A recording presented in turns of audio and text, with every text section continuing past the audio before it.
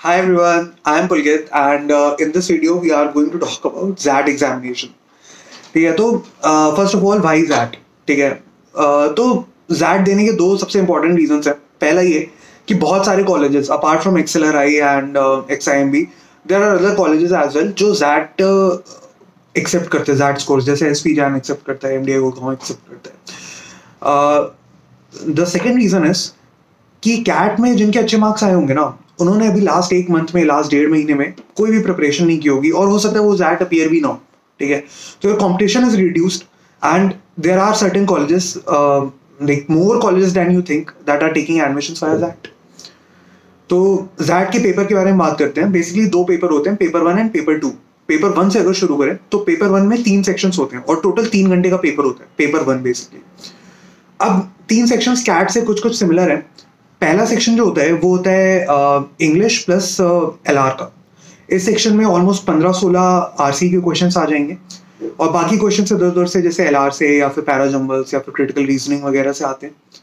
दूसरा सेक्शन होता है DM का जिसमें 21 क्वेश्चंस आते हैं और तीसरा सेक्शन होता है क्वांट्स प्लस DI का. ठीक है जिसमें 28 क्वेश्चंस आते हैं, तो hence making it 75 in total. ठीक है तो पहले सेक्शन के बारे में बात करते हैं, इंग्लिश के सेक्शन के बारे में बात करते हैं.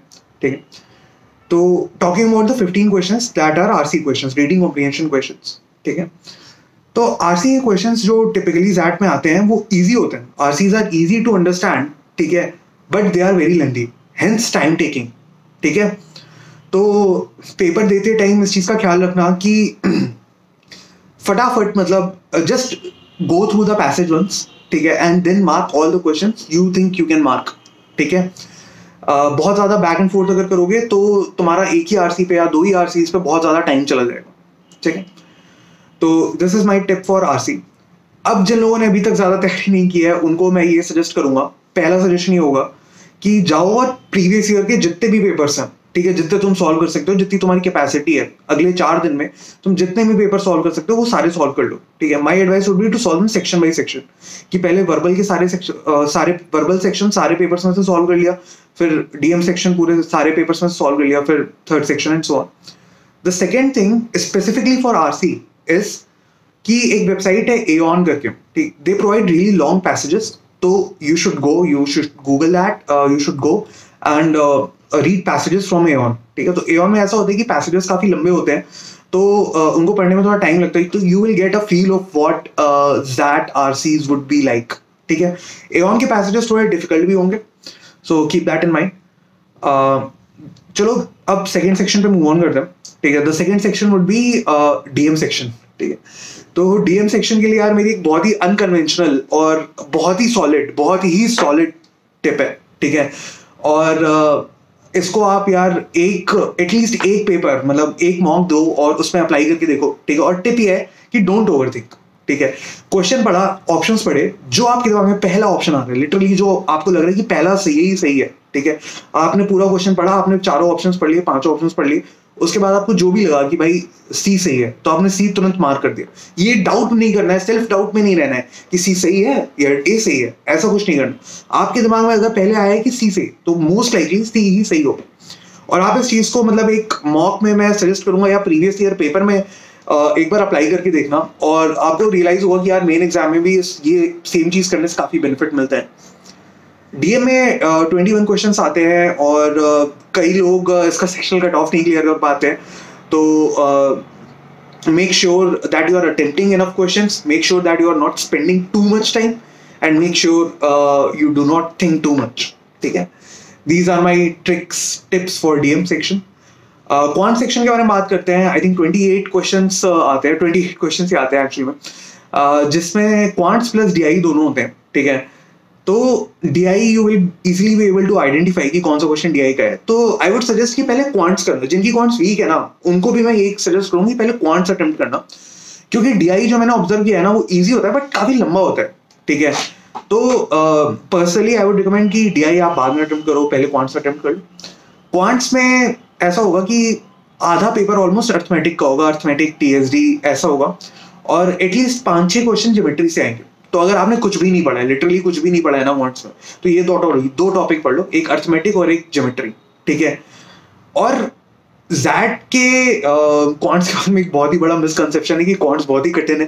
क्वांट्स कठिन नहीं है, क्वांट्स बस थोड़ा सा लेंदी है, ठीक है। तो और इतना याद रखना कि आपको 50% क्वेश्चन ही सॉल्व करने हैं क्वांट्स में, बहुत ज्यादा क्वेश्चन नहीं सॉल्व करने। 50% questions in quants, 50% questions in DI.